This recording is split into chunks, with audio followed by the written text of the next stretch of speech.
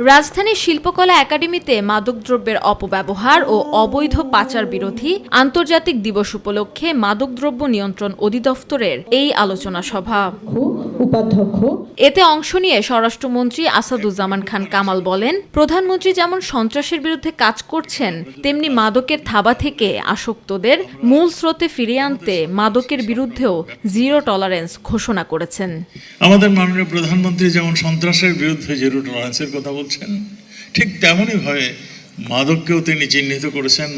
মাদকের অপব্যবহার, মাদক আসক্ত বিরুদ্ধে, মাদক ব্যবসায়ীদের বিরুদ্ধে তিনি জিরো টলারেন্সের কথা ঘোষণা করেছেন। অনুষ্ঠান শেষে সাংবাদিকদের প্রশ্নে উঠে আসে কোটা আন্দোলন প্রসঙ্গ। এ সময় স্বরাষ্ট্রমন্ত্রী বলেন, মামলার তদন্তে বেরিয়ে আসবে এ ঘটনার উস্কানিদাতা কারা।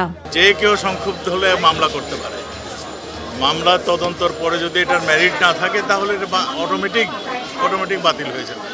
সেইখানে 24 ঘন্টা, 10 ঘন্টা, 24 দিন এইগুলি কোনো প্রশ্ন আসে না।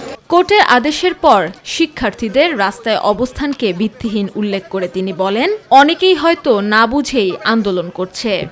তারা যেগুলি করছে এগুলো মনে হয় তারা না বুঝে করছে।